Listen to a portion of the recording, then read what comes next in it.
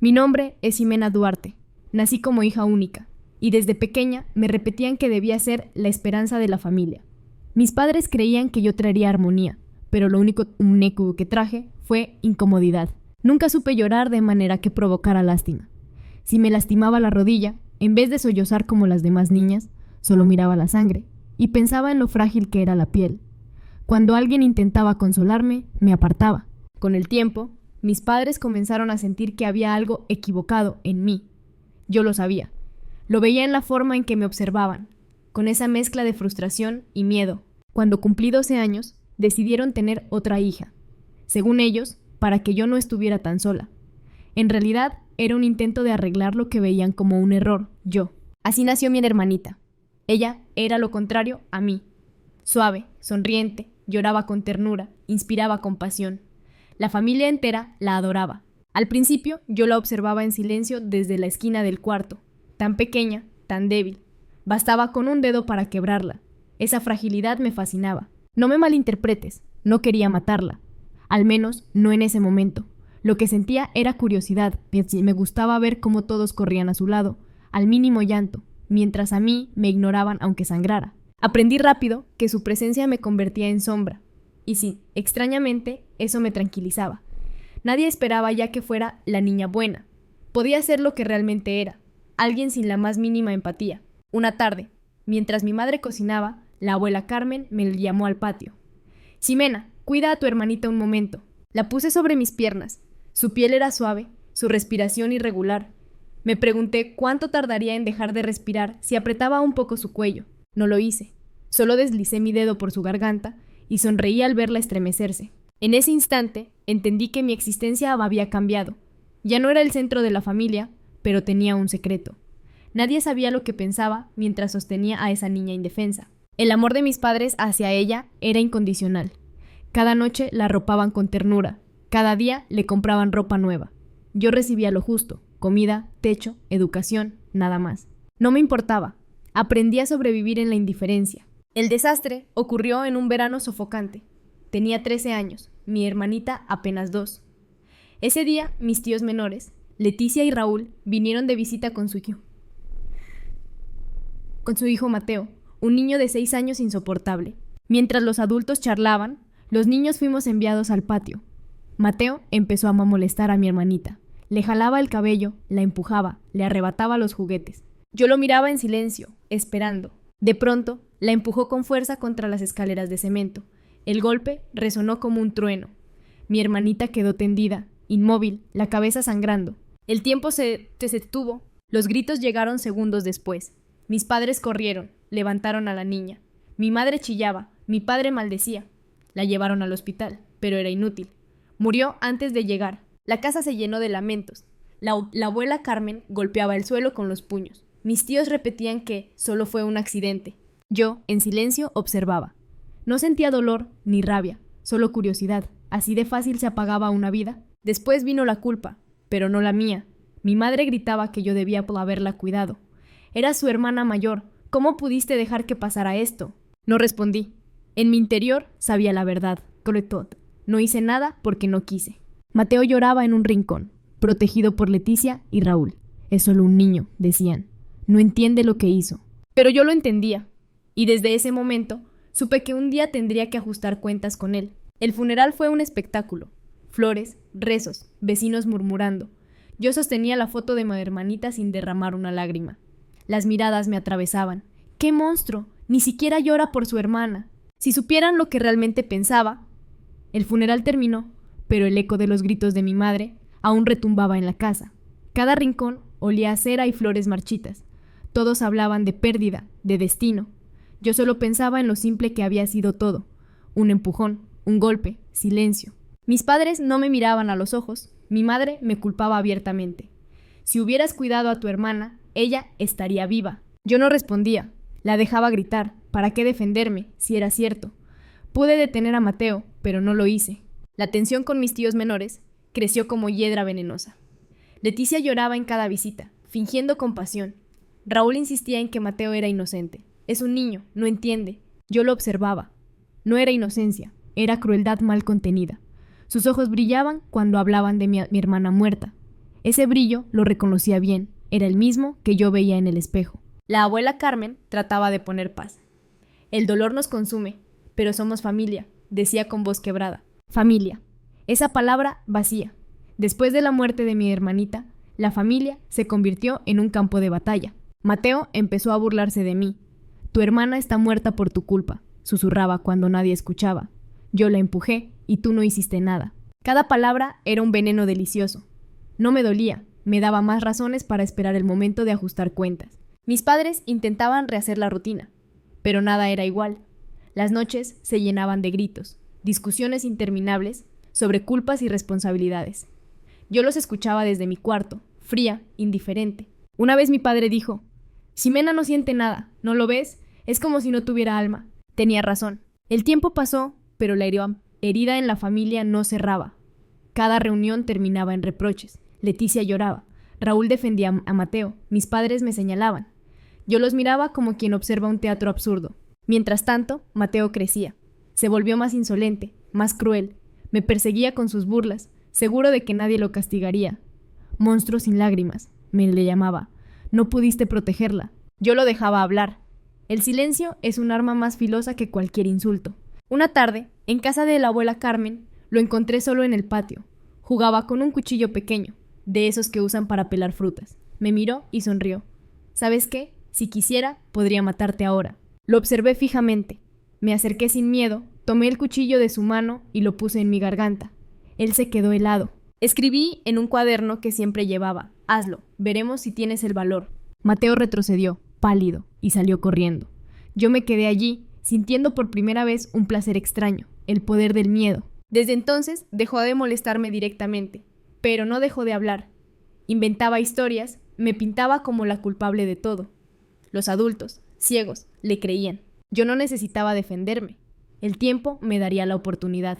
Mis padres, incapaces de soportar la presión, empezaron a evitar las reuniones familiares. La casa se volvió más silenciosa, más tensa.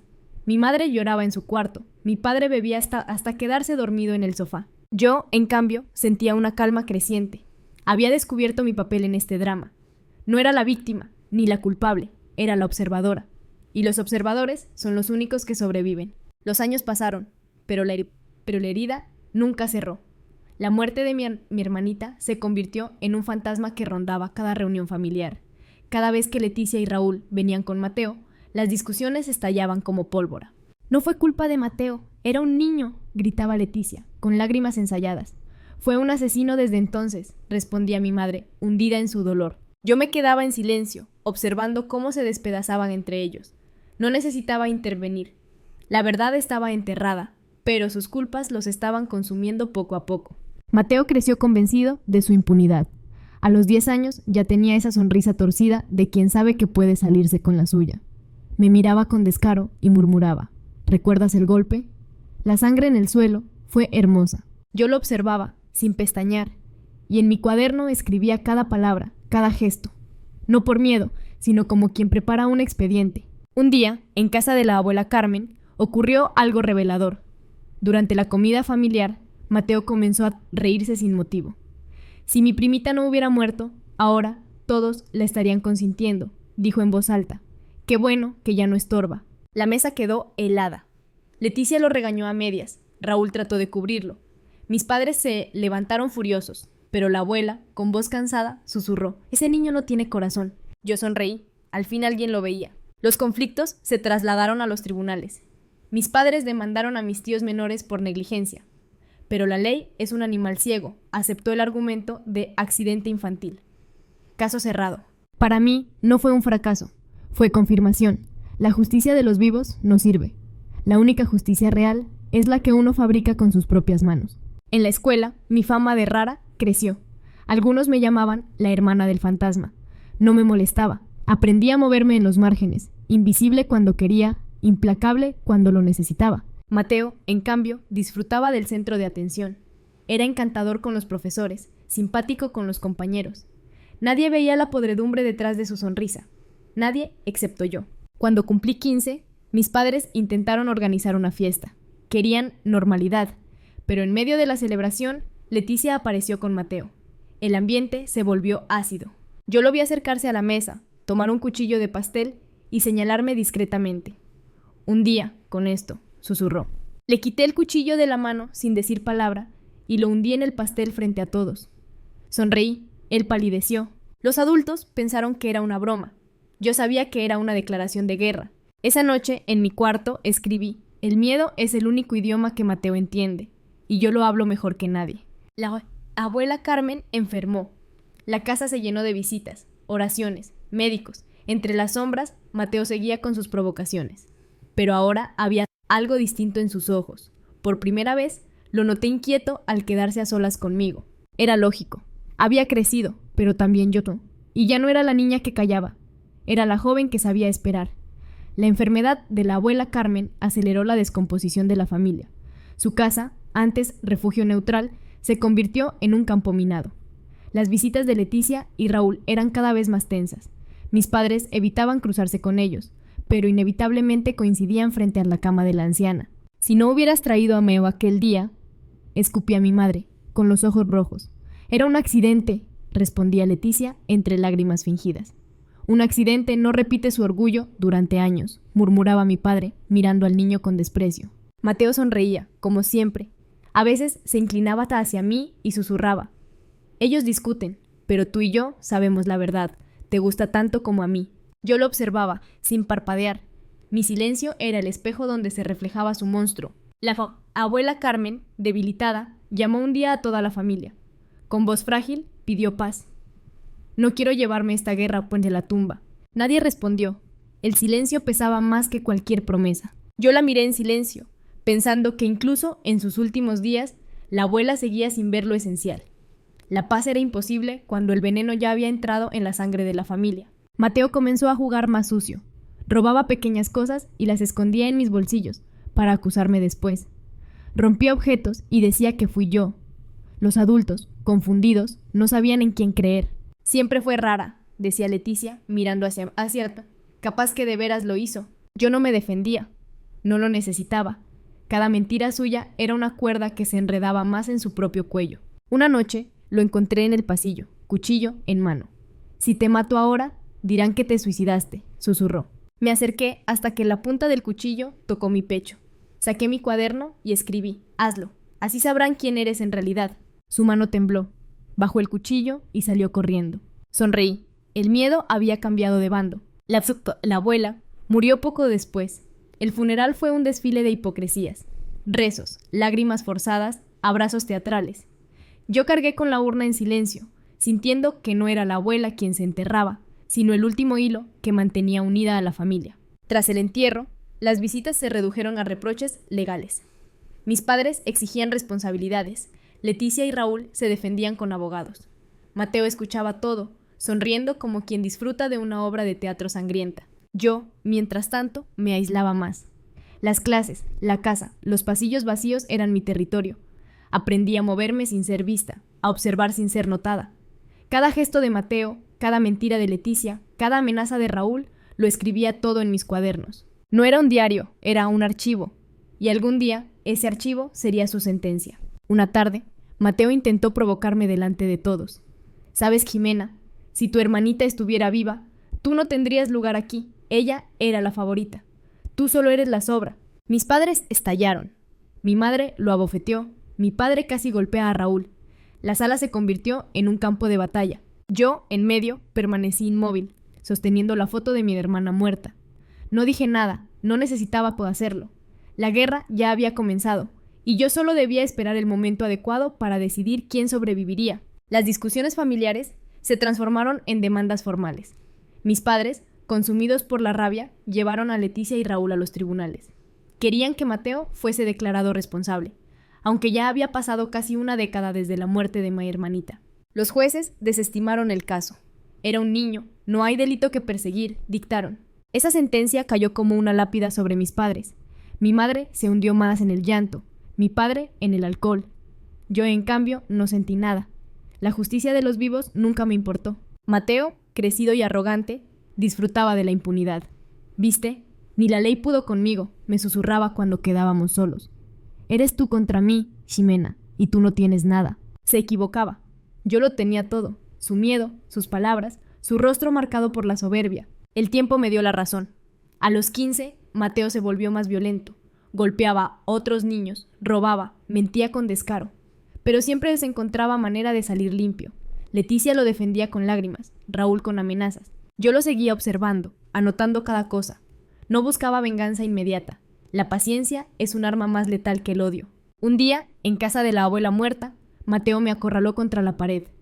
Un día voy a hacerte lo mismo que a tu hermanita. Nadie va a detenerme. Lo miré con calma. Le puse en la mano una navaja que llevaba en el bolsillo y escribí en mi cuaderno: hazlo, aquí y ahora. Su respiración se agitó. Dio un paso atrás, con la cara desencajada. Estás loca, balbuceó. Yo sonreí. Al fin entendía quién tenía el control. Mientras tanto, mis padres y mis tíos se destrozaban en juicios interminables por herencias, propiedades y culpas. La muerte de mi hermanita se había convertido en moneda de cambio, en argumento en cada pelea. Yo los veía desangrarse en tribunales y comprendía que ya no quedaba familia, solo ruinas. Mateo cumplió 16. La arrogancia de niño se había vuelto cinismo de adolescente.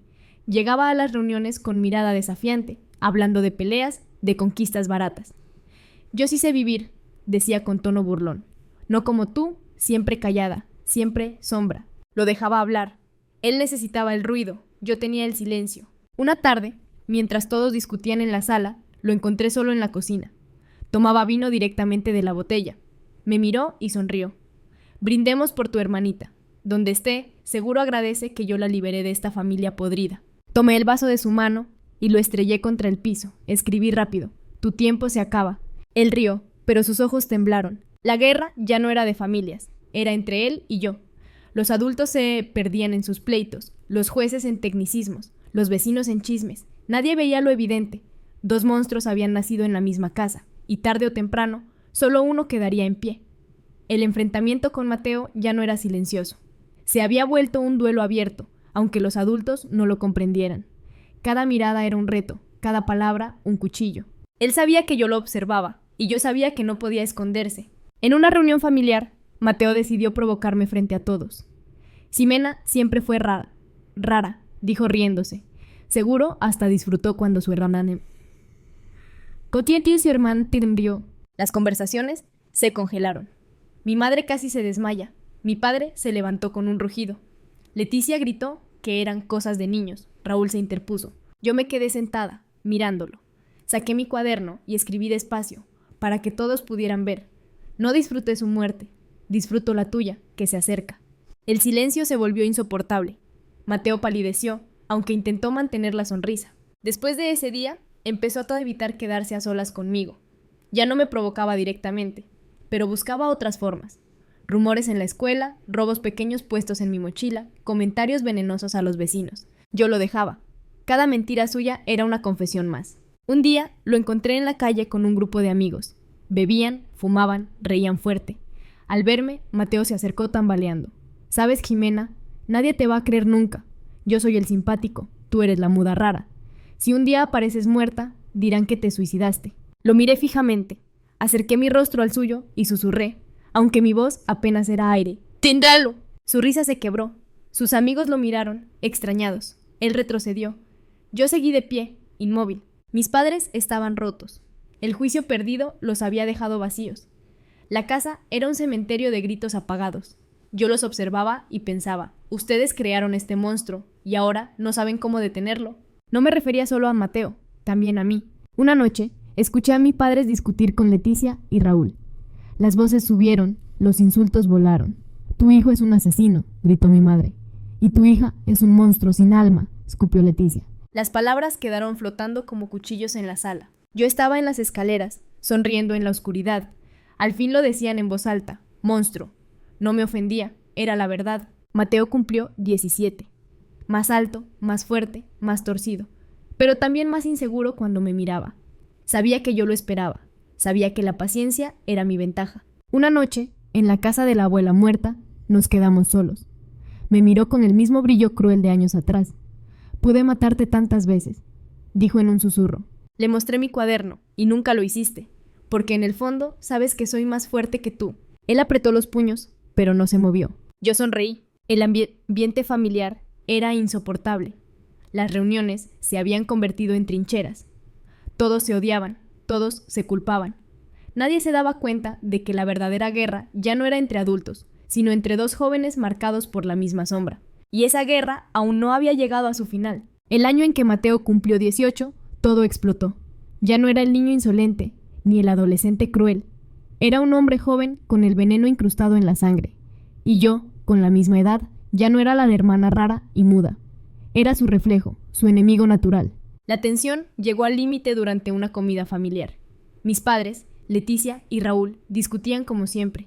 Mateo, con esa sonrisa torcida, levantó la copa. Brindemos por los muertos de esta familia. La pequeña, la abuela. ¿Quién será el siguiente? El vaso se rompió en la mano de mi padre. Mi madre gritó. Leticia fingió desmayarse. Yo me levanté, saqué mi cuaderno y escribí en letras grandes. Tú. Mateo me miró fijamente. Supo que no era una amenaza, sino una sentencia. Desde ese día nos evitamos en público, pero en la sombra la guerra era directa. Él dejaba mensajes en mi puerta, dibujos de cuerpos, frases sangrientas. Yo respondía con silencio, pero dejaba mi cuaderno abierto en lugares donde sabía que lo encontraría, lleno de descripciones de sus miedos, de cada mentira suya registrada con precisión quirúrgica. Lo estaba desarmando poco a poco, hasta que ya no pudiera distinguir dónde terminaba su monstruo y empezaba el mío. Una noche, finalmente ocurrió. Nos quedamos solos en la casa de la abuela muerta, como si el destino hubiera preparado el escenario. Mateo llevaba un cuchillo, yo solo mi cuaderno. Hoy termina todo, dijo con voz ronca. Me acerqué despacio. Le puse el cuaderno en el pecho y escribí la última frase, hazlo, o yo lo haré primero. El filo tembló en su mano. Sus ojos se llenaron de furia, pero también de miedo. Y en ese instante comprendió lo que nunca quiso aceptar. Yo no tenía miedo. El final no fue un estallido. No hubo sangre derramada en esa casa. Hubo algo peor. Silencio. Mateo bajó el cuchillo. Algún día, murmuró. Yo sonreí. Algún día ya llegó, pensé. El tiempo pasó. La familia quedó destruida. Mis padres nunca superaron la pérdida de mi hermanita ni las guerras con Leticia y Raúl. Los pleitos legales se apagaron, no porque hubiera paz, sino porque ya no quedaba nada por repartir. Mateo se fue lejos. Nadie supo a dónde. Algunos dijeron que huyó al norte, otros que terminó en la cárcel por peleas callejeras. Para mí daba igual. Sabía que tarde o temprano volvería. Y yo aprendí a vivir con el silencio como único aliado. Mis cuadernos se llenaron de historias, de nombres, de culpas. No eran diarios, eran expedientes. Cada página era una prueba de que no soy víctima, ni culpable. Soy observadora. Y los observadores siempre sobreviven. A veces sueño con mi hermanita. La veo sonriendo, extendiéndome la mano. En esos sueños no siento culpa, siento calma, porque sé que aunque su vida terminó demasiado pronto, la mía sigue, y en mí habita el mismo filo que la arrancó del mundo. Mi nombre es Ximena Duarte. Fui hija, hermana, monstruo, y aunque todos esperaron que llorara, nunca lo hice. Porque en esta familia las lágrimas no sirven, solo el silencio,